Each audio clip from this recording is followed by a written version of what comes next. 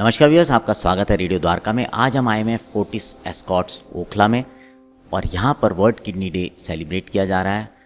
आइए यहाँ पर बात करते हैं डॉक्टर से और समझते हैं किडनी के बारे में। मेरे साथ डॉक्टर ZS मेहरवाल हैं।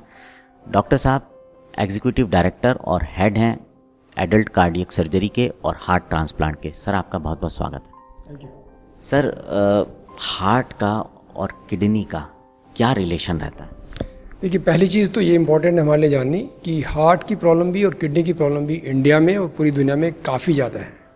इसकी जो बीमारी है, चाहे वो हार्ट की है, वो किडनी को अफेक्ट करती है, और जो किडनी की बीमारी है वो हार्ट को अफेक्ट करती है। और जो कारण है इनके किडनी डिजीज़ के और हार्ट डिजीज़ के, उनमें से जो इम्पोर्टेंट कारण है वो डायबिटीज़ और हाइपरटेंशन यानी हाई ब्लड प्रेशर। सो अगर किसी को डायबिटीज़ है या हाई ब्लड प्रेशर है, वो किडनी को भी अफेक्ट करेगा, वो हार्ट को भी अफेक्ट करेगा। दूसरी इंपॉर्टेंट चीज़ ये है कि अगर किसी को हार्ट की प्रॉब्लम हो गई तो वो किडनी की वो भी अफेक्ट कर देती है, यानी किडनी की प्रॉब्लम बढ़ जाती है। और अगर किसी को किडनी की प्रॉब्लम है तो उसको हार्ट की डिजीज़ हो जाती है। तो इसलिए इम्पोर्टेंट है जानना कि डायबिटीज़ को कंट्रोल करना ज़रूरी है, हाई ब्लड प्रेशर को कंट्रोल करना ज़रूरी है। अगर किडनी की प्रॉब्लम है तो उसको कंट्रोल करना ज़रूरी है, नहीं तो वो हार्ट को और ब्रेन को अफेक्ट करेगी। ऐसे ही अगर किसी को हार्ट की प्रॉब्लम है तो उस हार्ट की बीमारी को ठीक करना ज़रूरी है, नहीं तो वो किडनी को भी अफेक्ट करेगी। मतलब सर, अगर सबसे बड़ा इंपॉर्टेंट है कि जैसे कि डायबिटीज़ और इन चीज़ों को ध्यान रखना बहुत ज़रूरी है। अक्सर लोग केयरलेस हो जाते हैं इन दोनों चीज़ों के लिए। बिल्कुल। लोगों को पता ही नहीं होता कि उनका ब्लड प्रेशर ज़्यादा है। यानी बहुत सारे पेशेंट हमारे पास में आते हैं जिनका ब्लड प्रेशर 200 होता है, उनको थोड़ा सा हेडेक हुआ और उनका ब्लड प्रेशर चेक किया और 200 निकला। उनको पूछा जी आपको ब्लड प्रेशर कब से?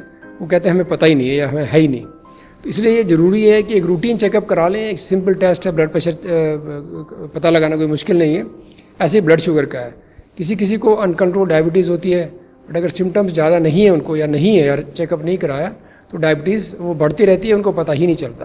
तो इसलिए एक रूटीन चेकअप करके ये पता लगा लें कि डायबिटीज़ तो नहीं है, ब्लड प्रेशर तो नहीं है। अगर ये है तो उसको कंट्रोल करना बहुत ज़रूरी है, क्योंकि अगर टाइम से कंट्रोल हो जाएंगे और टाइम से ट्रीटमेंट होगा तो आगे के जो कॉम्प्लिकेशंस हैं उनसे बचा जा सकता है।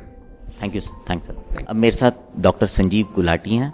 डॉक्टर संजीव प्रिंसिपल डायरेक्टर हैं नेफ्रोलॉजी और किडनी ट्रांसप्लांट के, और उसके साथ सर प्रेसिडेंट हैं इंडियन सोसाइटी ऑफ नेफ्रोलॉजी के। सर, किडनी एक ऐसा हिस्सा होता है कि अगर उसमें जब परेशानी आ जाती है तो किसी भी इंसान को बहुत दिक्कतें होने लग जाती हैं।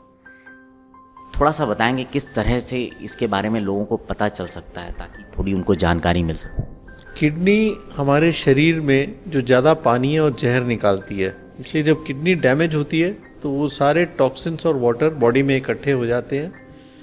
और किडनी डिजीज़, ये आपको जान के थोड़ा चौंकने होंगे कि आने वाले दिनों में 5th leading cause of death होने वाला है। किडनी डिजीज़ को हम साइलेंट किलर बोलते हैं, क्योंकि अक्सर ये पेशेंट्स लोग सोचते हैं कि हार्ट की प्रॉब्लम हो गई या कोई इन्फेक्शन हो गया, लेकिन जब उनके केस रिकॉर्ड्स देखे जाएँ तो उनकी किडनीज वीक थी, इसीलिए वो बच नहीं पाए। क्योंकि कोई स्वस्थ आदमी को कोई इन्फेक्शन होता है, जिसकी किडनी फंक्शन ठीक है, वो उभर के आ जाता है। कोई और इंसान है जिसका किडनी ठीक है, उसको हार्ट की प्रॉब्लम होती है, वो सर्वाइव कर जाता है। तो किडनी डिजीज़ एक साइलेंट किलर रहती है, और इसीलिए हमें किडनी की बीमारी से बचना है, अपनी किडनीज़ को बचा के रखना है। जो top 2 causes of kidney damage हैं उनमें डायबिटीज़ और हाई ब्लड प्रेशर है, और दोनों ये लाइफस्टाइल डिजीज़ हैं, जिससे आप ईजिली, अगर आप हाई ब्लड प्रेशर और शुगर को प्रिवेंट करेंगे तो अपनी किडनी को बचा के रख सकते हैं। व्यूअर्स, अब मेरे साथ डॉक्टर अनिल गुलिया हैं।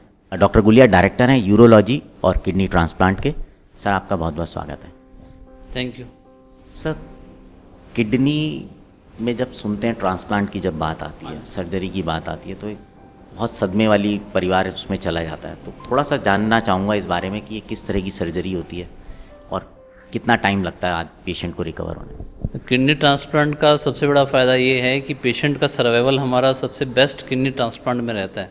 अगर पेशेंट डायलिसिस पे लंबे समय तक रहें तो हर साल किसी न किसी वजह से उनकी डेथ हो जाती है, पर अगर हम बेस्ट सर्वाइवल और best quality of life patient को ट्रांसप्लांट से ही मिल पाता है। ट्रांसप्लांट तभी पॉसिबल हो पाता है जब हमारी फैमिली का कोई मेंबर, नियर फैमिली का या इमीडिएट फैमिली मेंबर किडनी अपनी दान करे। तो उस किडनी को जो दान करे, उस किडनी को फिर हम लोग ऑपरेशन के द्वारा निकाल लेते हैं और पेशेंट के अंदर किडनी ट्रांसप्लांट सर्जरी से उस किडनी को प्रत्यारोपण कर देते हैं।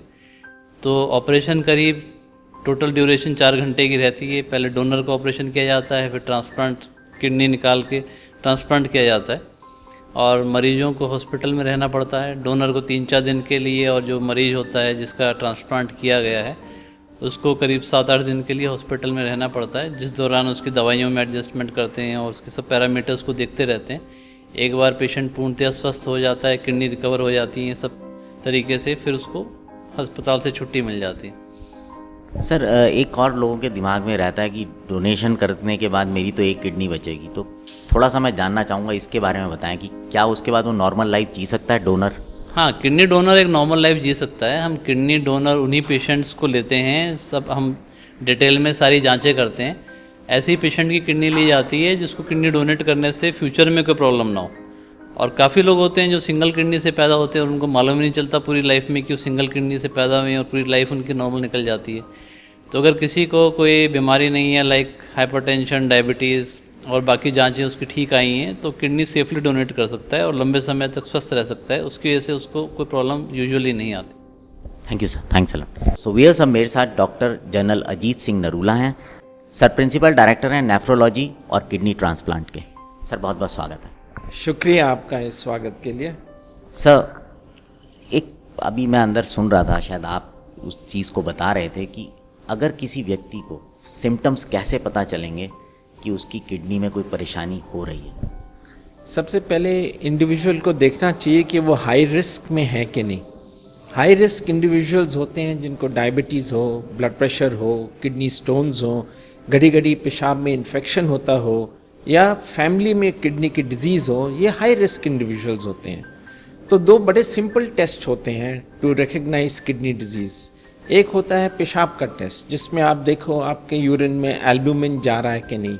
ये एक छोटा सा स्ट्रिप टेस्ट होता है, यूरिन में डिप करो और फट पता चल जाता है एल्ब्यूमिन आ रहा है कि नहीं।